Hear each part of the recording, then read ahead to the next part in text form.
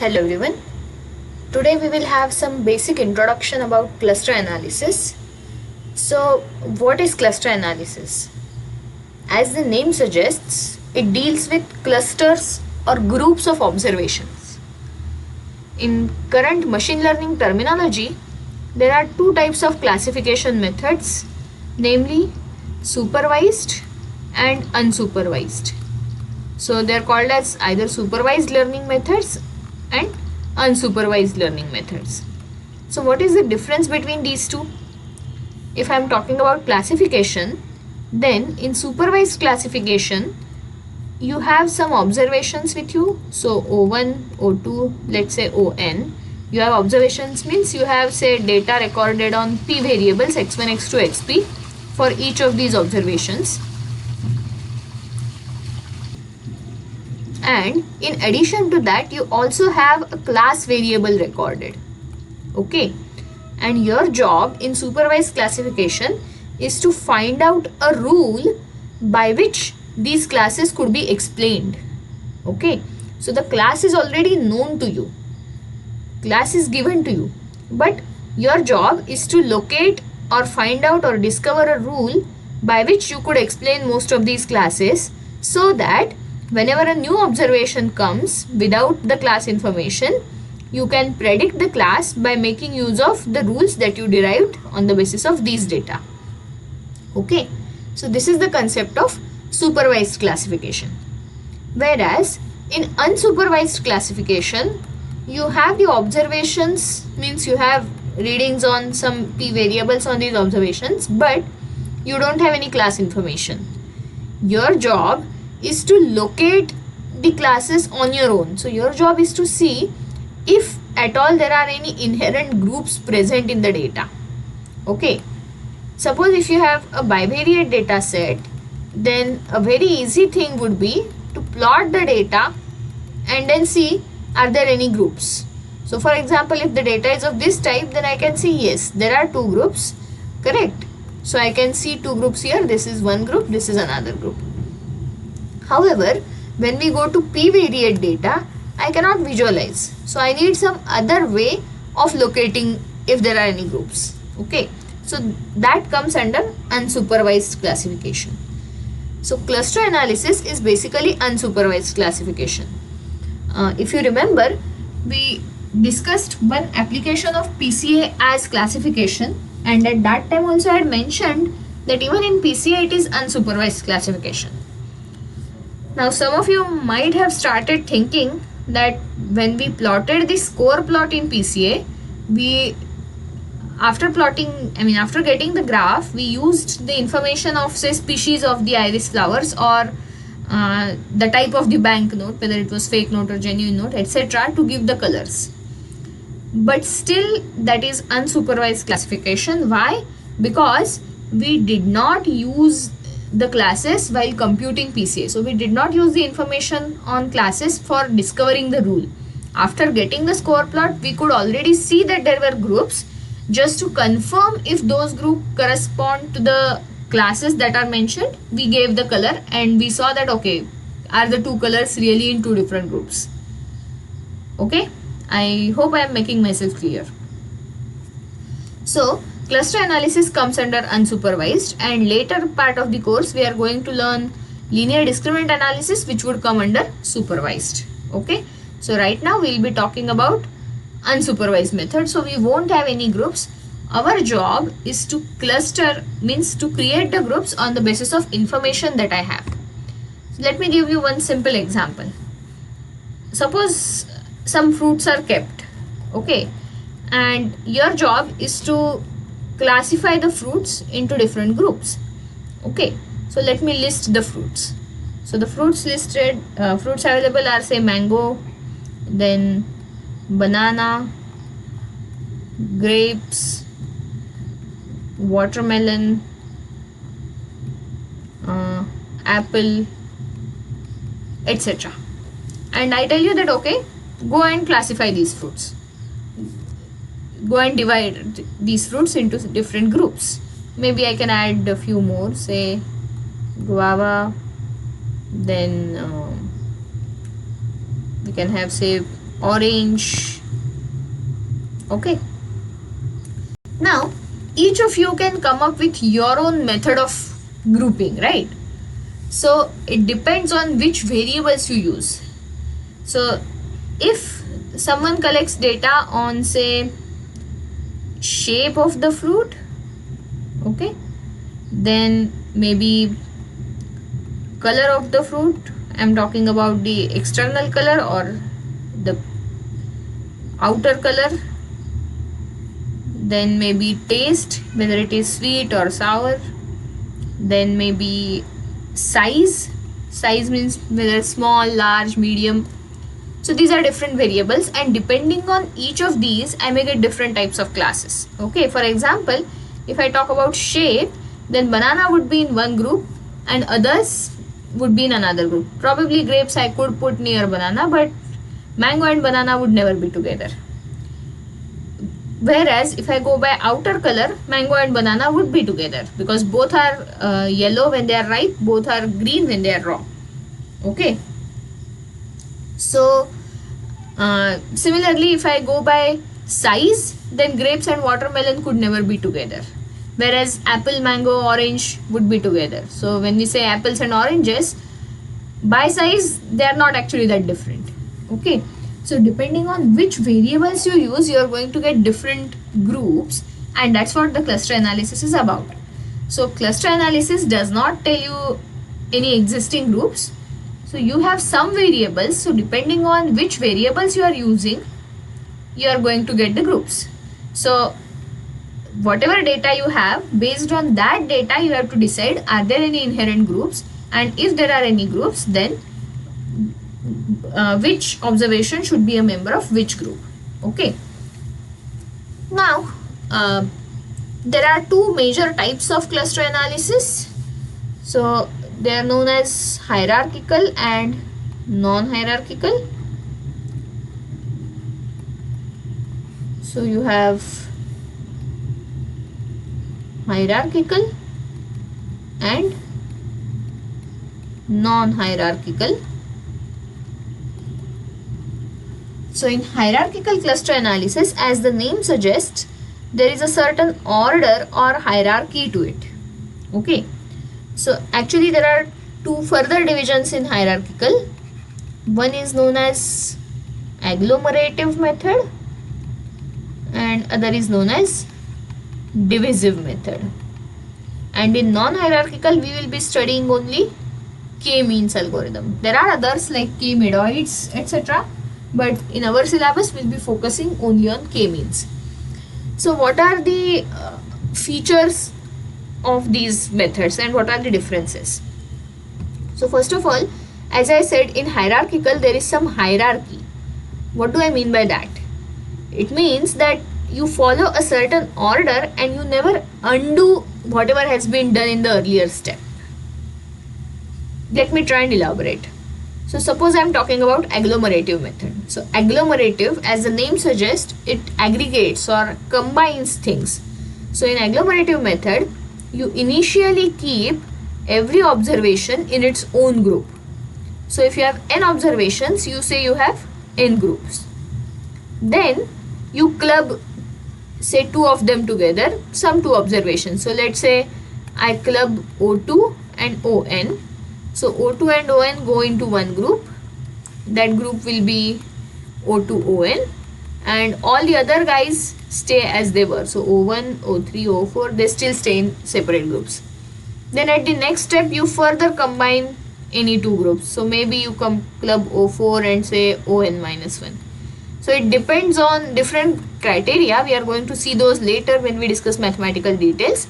But in this way, so in first step you go from n groups to n minus 1 groups.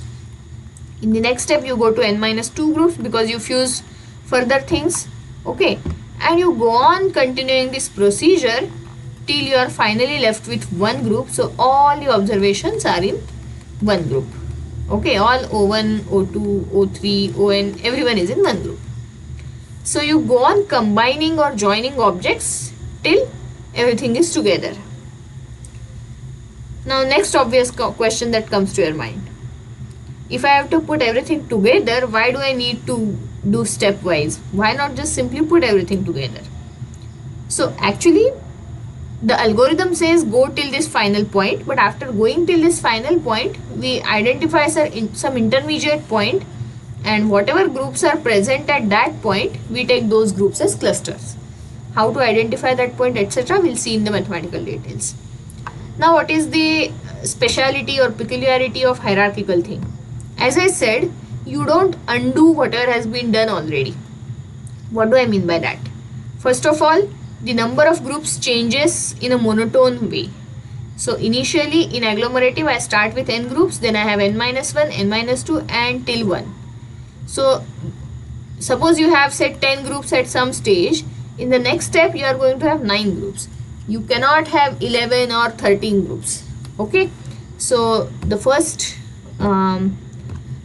characteristic of hierarchical is number of groups or number of clusters changes monotonically. Okay, so it is either decreasing or increasing. So in agglomerative it is decreasing. In divisive the procedure is exactly reverse. We'll see it later. So number of groups changes monotonically. Secondly, what you have done, you retain it. Means if you have clubbed O2 and ON together at this step, at say second step, then for all the remaining step they would stay together. They would not get separated. New observations might get added to that group. So you may have O2, ON and O4 as next group. That is possible. But O2 and ON will never get separated again if they have been joined once. Okay, this is particular in agglomerative. In divisive it will be opposite. I'll tell you. Okay, so in agglomerative hierarchical clustering, if two objects get put together in a single cluster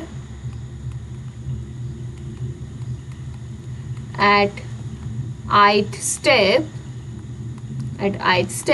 then they stay together for all the remaining steps.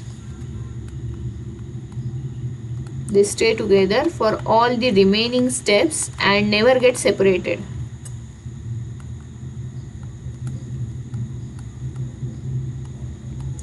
Okay, got it? So this is a second point in agglomerative. So this is the main reason why it's called hierarchical. So it preserves what has been done earlier. It does not destroy. It follows a certain order, certain hierarchy. Okay. So what happens in divisive? In divisive, as I said, the situation is exactly reverse. So initially you put all the objects in one group. Okay, so you have O1, O2 up to ON, everyone in one group. Then you create two groups somehow. By some logic you create two groups. So some of these objects would be in one group, some objects would be in another group. Then you further divide to create three groups. So you start from one group, two group, three group, and you go on till finally you have n groups, that is every object as a single cluster. Okay, so again, just like in agglomerative, your question is why to go till you get everything separate, but no, you run the algorithm till everything is separate, but then finally you choose something in between, okay, where you have reasonable number of clusters. Okay, so in divisive the number of clusters goes on increasing. Okay, and in divisive how the hierarchy is maintained. So if suppose O1 gets put here and O7 gets put in the second group. Okay, so at step 2, suppose O1 and O7 got separated, then for all the remaining steps they would stay in distinct groups. They can never come together in any cluster. Got it? Give it some time to process. It's opposite of what was happening in agglomerative. So if you separate the two things, if you divide, it's divisive, right? If you divide two objects into say two different clusters, then they stay divided, they stay in separate distinct clusters for the entire remaining process. They do not get fused at any later stage. Okay, so again, in that sense, the order is preserved, the hierarchy is maintained, or whatever has been done earlier, that is respected. Okay, so in divisive method, if two objects get separated at ith step, then they stay in distinct clusters. They stay in distinct clusters for all the remaining steps. Okay, they stay in distinct clusters for all the remaining steps and never get together in one cluster. Okay, so these are major features of hierarchical. Of course, that means that they are different. So in non-hierarchical, what happens? So let me list here that this I was talking about hierarchical. Okay, so what happens in non-hierarchical?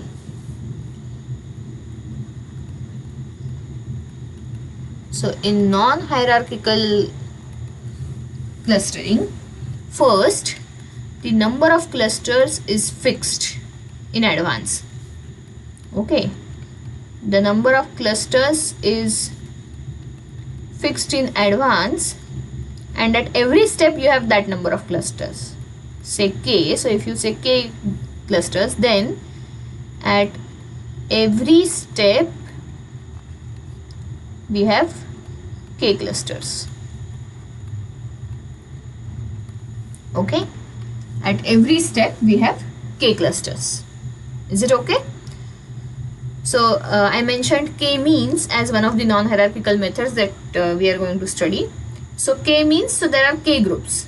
So at every step you get k groups. Okay, the number of clusters does not change like in hierarchical. Now of course, if you are going to have same number of groups, then the shuffling must occur. Okay, so at every step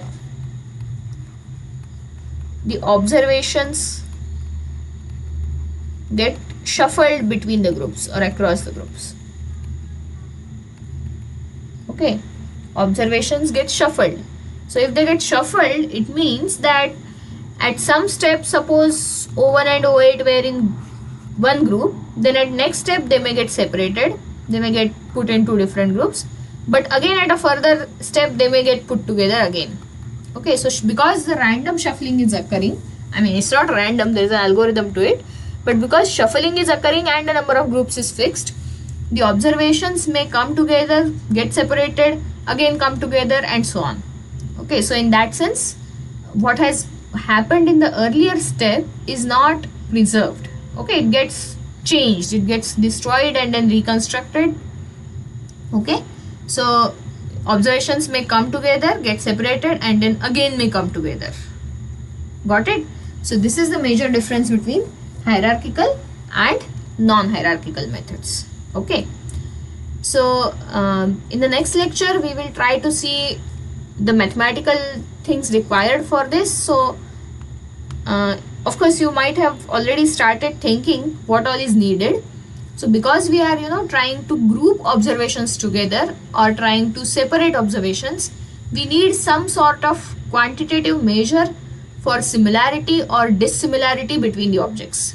In the fruit example, I told you that okay, if you are talking about say color, then mango and banana would get put together, whereas if you are talking about shape, they would get placed in different things. So why do we do that? Because as far as color is concerned, they are similar, whereas as far as shape is concerned, they are dissimilar. So we need a way to measure similarity and dissimilarity. Okay, so that is what we will do in the next lecture. We'll try to quantify similarity and dissimilarity. So for that, it's good if you can revise the distance function part from your real analysis theory. Okay, so let me stop here. Thank you.